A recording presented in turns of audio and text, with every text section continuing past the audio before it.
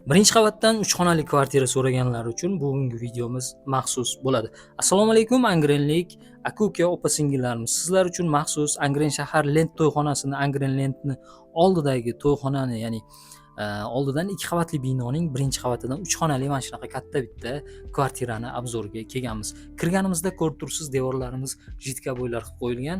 Koridor qismimiz juda unaqa katta ham emas, lekin kichkina ham emas va oynalarimiz ham shundoqqina qilib qo'yilgan ekan. Handillarimiz ham qo'yib qo'yilgan. Iloji bo'lsa kelganda bitta o'zingiz uchun ta'mirlab olsangiz bo'ladigan sharoitda va kirganimizda chap qo'limizda yuvinish xonalarimiz joylashgan ekan. Ko'rib turibsiz, mana bunaqa hojatxonamiz, aristonlarimiz ham qo'yib qo'yilgan va bundan tashqari yuvinish uchun joylarimiz ham maxsus qilib qo'yilgan. Endi bundan o'tganimizda bu yog'imizda o'ng qo'limizda bitta xonamiz joylashgan. Xonamiz bolalar uchun, ya'ni bolalar xonasi bo'ladi. Devorlarimiz shpaklovka qilib qo'yib, emulsiyalar tortilgan. Oynalarimiz akfadan, tashqarimiz mana ko'rinib turibdi, ko'rib turibsiz. Shundoqqina mana bugun Lentda to'y bor ekan. Moshlar juda ham ko'p. Lent to'yxonasining oldidagi uyimiz bo'ladi. Xo'p, endi keyingi xonalarni bitta ko'rsatib o'taman. Endi zal qismiga kelamiz. Zalimizni ta'mirlari juda ham ajoyib holatda. Devorlarimiz ko'rib turibsiz, aboylar qilib qo'yilgan, qandillarimiz ilingan va patolog qismimiz natijli patologlar tortib qo'yilgan. To'g'rimizdagi mana bu bezak yana ham ko'rk berib turibdi, ko'rib turibsiz, chiroyli holatda. Aboylar mana shunaqa sharoitda bo'lib turibdi. Va endi bundan keyingi xonaga o'tamiz. Keyingi xonaga o'tadigan bo'lsak, bu yog'imizda yana bitta yotoqxona. Bu yog'imiz ham xuddi shunaqa shpaklovkalar tortilgan, emulsiyalar qilingan.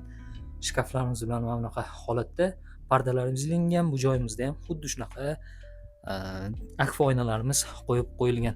Ko'rib turibsiz, ta'mirlari yaxshi holatda va o'zingiz uchun yana ham xohlasangiz bemalol aboylar qilib olsangiz bo'ladi. Endi bundan keyin oshxona qismlarimizga o'tamiz.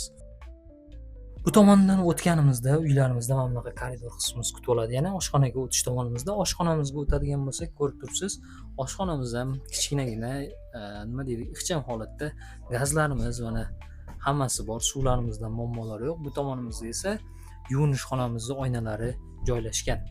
Va bundan o'tganimizda 2/6 holatda mana bunaqa bizning katta bitta balkon qismimiz kutib oladi. Balkonimiz ham ko'rib turibsiz, tapchanlar qilib qo'yilgan. Maza qilib turib o'tirib, oilaviy choy ichadigan joy. Bundan tashqarimiz birinchi qavat bo'lgani uchun shundoqqina ko'rinib turibdi, ko'rib turibsiz. Maza qilib televizor ko'rib yoki bo'lmasa mana bunaqa tashqarini kuzatib o'tirsangiz bo'ladigan sharoitda.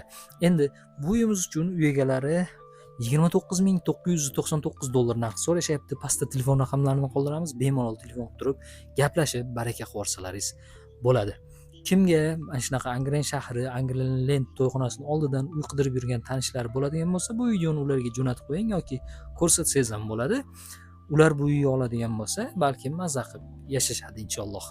Xo'p, sunnatiga ozroq o'tib beradigan joylari bor. Bemalol tortinmasdan telefon qilib turib, gaplashib so'rab olsalaringiz bo'ladi. Kanalimizga obuna bo'ling.